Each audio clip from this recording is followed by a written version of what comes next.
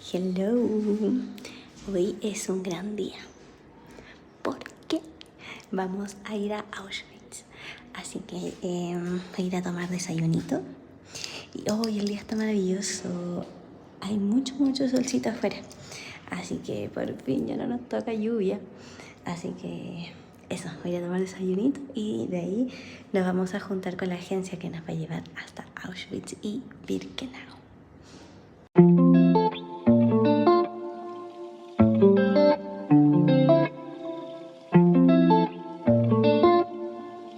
Ya, solo vengo a decir que al parecer el tema de que esto de que no quieren a los turistas y a los inmigrantes está como bien fuerte, porque andaba perdida hace como 10 minutos y la gente adulta no me quería ayudar.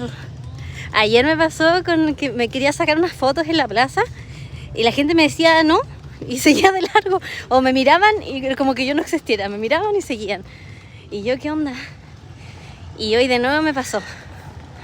La gente joven sí es súper receptiva a ayudar. Como que había una familia y yo le decía obviamente a los adultos que me ayudaran, y los niños, los adolescentes eran los que me decían ya, ¿qué necesitas? Pero qué mal. Pero ya me orienté, que es lo importante. Eso. Estoy sudadísima, hace mucho calor. Luego de andar perdida, encuentro al grupo que nos llevará al Memorial y Museo de Auschwitz-Birkenau, mayor campo de concentración y exterminio nazi. Está situado en la ciudad de Polonia de Oswiecim, a 50 kilómetros de la capital, Cracovia.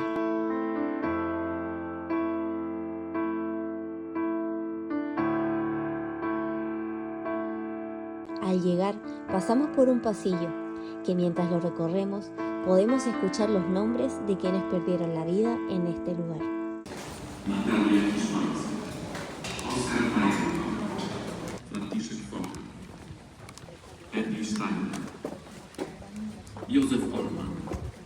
Si bien a lo largo de toda Europa existieron otros campos de concentración nazi como Dachau, Sachsenhausen en Alemania, Terezín en República Checa, y a pesar de la reputación de estos, ninguno era de exterminio. Estos últimos estaban localizados exclusivamente en Polonia, que eran ideados para eliminar personas de la manera más rápida y eficaz a las pocas horas de su llegada, que eran auténticas fábricas de muerte.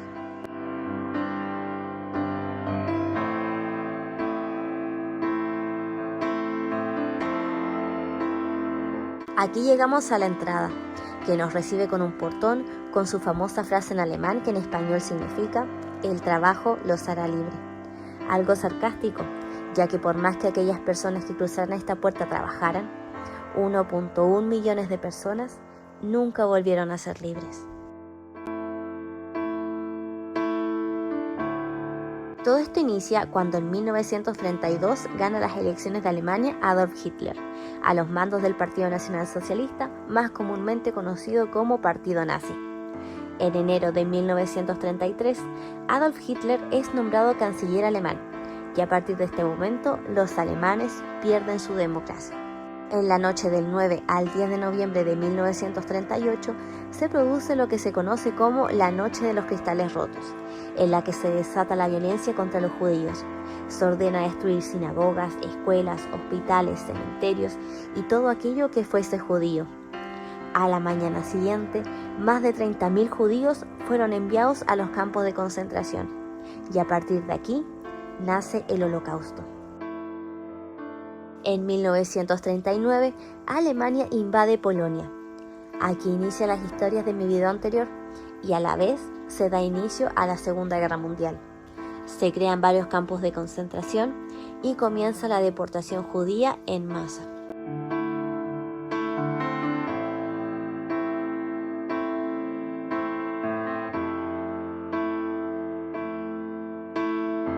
Un año después, se funda el campo de concentración y exterminio de Auschwitz.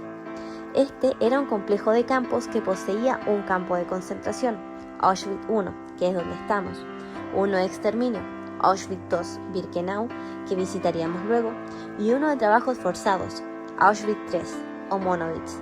Este está cerrado al público, ya que no queda mucho por ver. Su lugar era estratégico, ya que permitía la llegada de los prisioneros de todos los guetos y campos de concentración de Europa.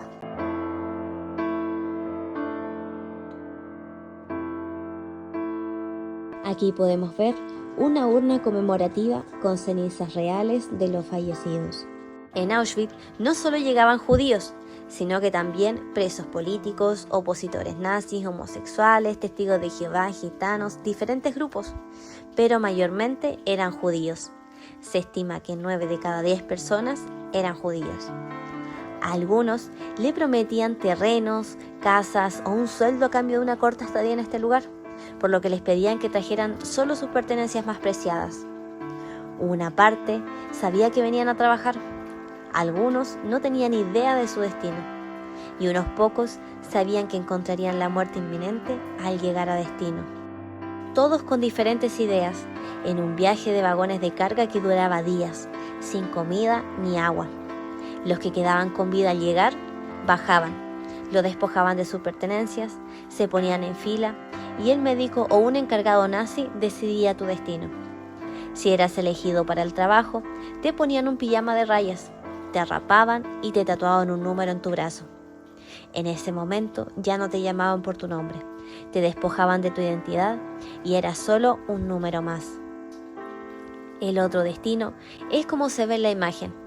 A esa persona se le apunta a ir a la derecha, a unirse con el resto para entrar inmediatamente a la cámara de gas que se encuentra en esa dirección. Si nos damos cuenta, él es un anciano con bastón por su cabellera blanca. La mayoría de las personas del grupo de atrás que van en esa dirección también tienen cabellera blanca.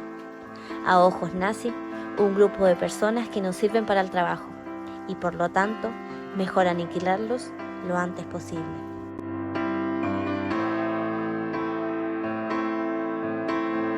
Aquí podemos ver una maqueta de cómo eran las estructuras de gas por dentro.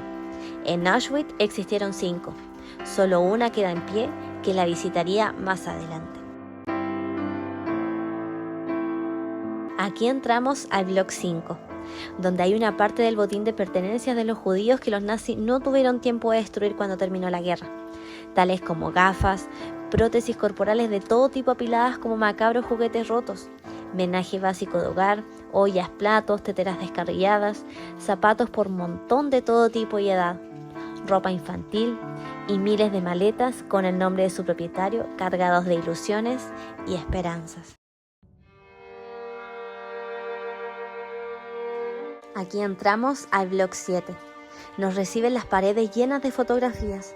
Aquí conocemos los rostros de los presos que allí vivieron y no sobrevivieron, con su nombre, número asignado, fecha de nacimiento, llegada de campo y fallecimiento.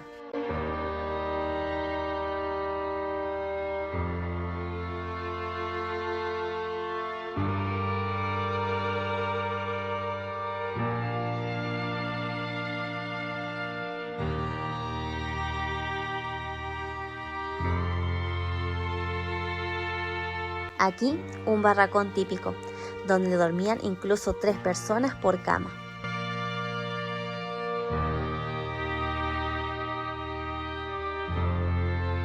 Aquí entramos al Block 11, que era el lugar de castigo de todo Auschwitz I. Tras sus paredes se producían toda clase de atrocidades y torturas. En el sótano de este block no se pueden tomar fotografías ni grabar, pero lo que aquí podemos encontrar son las celdas oscuras, donde se metían hasta 5 prisioneros en 1 metro cuadrado. No quedaba otra que estar de pie las 24 horas, y con apenas ventilación del exterior. Tan solo había un agujero del tamaño mucho menos de una palma.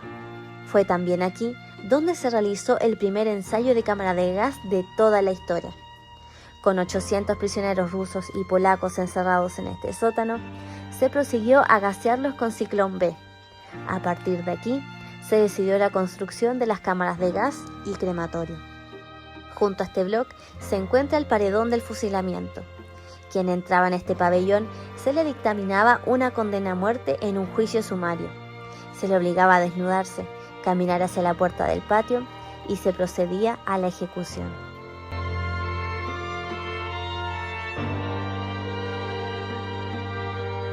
Aquí nos encontramos con el patio del recuento. Esta se hacía todas las mañanas y que por la cantidad de personas podía durar muchísimas horas. También podemos ver la antigua cocina y las horcas. Su alimentación era a base de sopa aguada con hierbas o especias y un poco de pan. Todo esto era suficiente para el trabajo forzado, las largas jornadas de deporte extremo que incluían cuclillas, arrastre e incluso en varias jornadas, correr 12 horas descalzo y sin parar, para aguantar la presión de las palizas y torturas, sin contar la falta de higiene y descanso. Si un prisionero no aguantaba y moría, eran sus propios compañeros que tenían que llevar el cuerpo hasta esta misma plaza para que el recuento siempre fuese exacto.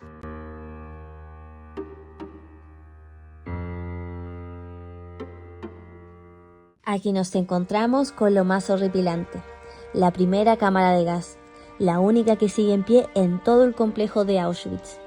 Aquí entraban las personas en fila, tal cual como lo estamos haciendo, felices, ya que les decían que tenían que desnudarse para pasar una ducha de desinfección y luego podían ir a sus barracones a descansar.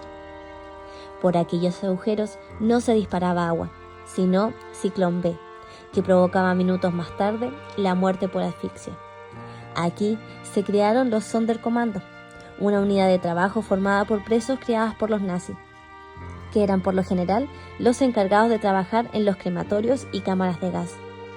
Ellos cumplían los trabajos menos agradables para evitar que los nazis tuvieran que enfrentarse a situaciones que pudieran comprometer su salud psicológica. Eran encargados de preparar para la cámara de gas, cargar los cuerpos hasta el crematorio, incinerarlos, registrar los orificios del cuerpo para encontrar propiedades valiosas como en el ano, vagina, y retirar los dientes de los cadáveres. No tenían permitido hablar con los presos, porque no debían develar que las duchas de desinfección eran en realidad las cámaras de gas. Muchas veces los Sonderkommando tenían que enfrentarse a estas mismas tareas con familiares y amigos. Una tortura psicológica tremenda. Cada pocos meses, los Sonderkommando eran asesinados para ser reemplazados por nuevos presos, para asegurarse de que los secretos no fueran revelados. En el momento más álgido de las deportaciones, se gaseaba a más de 12.000 personas cada día en Auschwitz.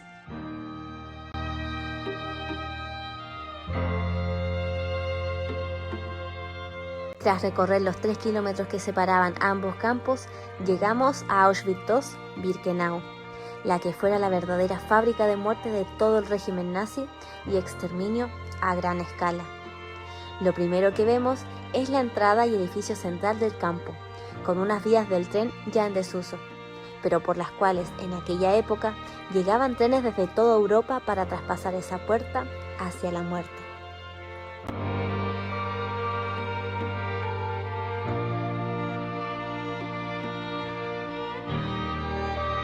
En vagones como este se hacinaban hasta 60 personas. Recién llegados, eran seleccionados en pocos segundos por los médicos, quienes tenían el poder de enviarlos a una muerte segura o darles una mínima esperanza de supervivencia en este complejo, que era del tamaño de 2 por 2,5 kilómetros y que en su pic máximo de personas que albergó a la vez fue de 100.000.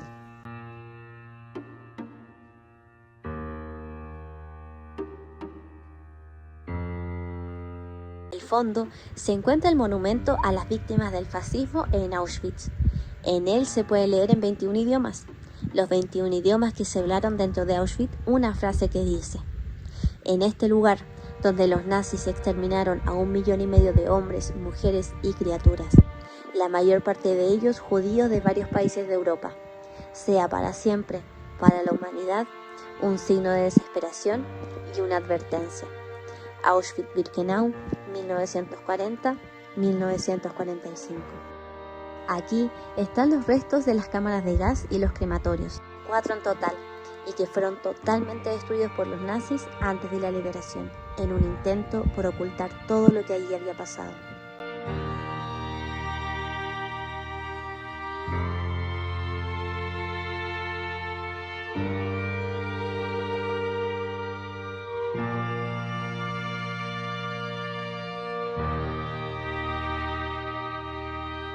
Pudimos visitar el interior de uno de los barracones. Estos tenían la capacidad para unas 700 personas, 60 literas de 3 alturas, con capacidad de hasta 7 personas en cada camastro, que en realidad ni camastro se le puede llamar, ya que solo era una madera en la cual se esparcía paja, sin la ropa apropiada, sin higiene, sin alimento, sin mantas, sin un suelo ni paredes aislantes para soportar los fríos invernales, sumado al agotamiento de las largas jornadas de trabajo duro de paliza, sumado a la propagación fácil de enfermedades, sumado también a presenciar muertes y torturas diarias de familiares, amigos o compañeros de barracón, hicieron que de los lugares más infames y oscuros de la historia de la humanidad, Auschwitz-Birkenau aparezca entre los primeros de la lista.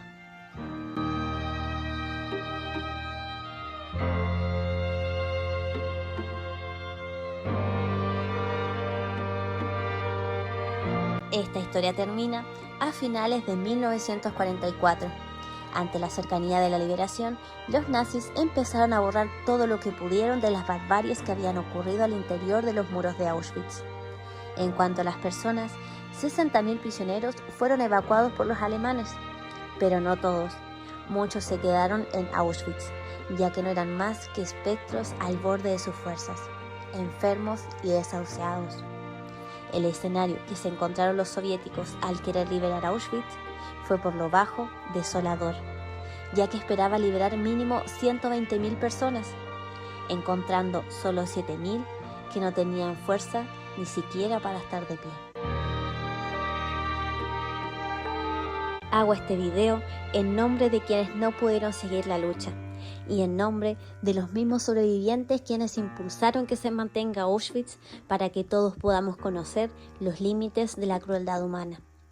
La historia ha de conocerse para no repetirse.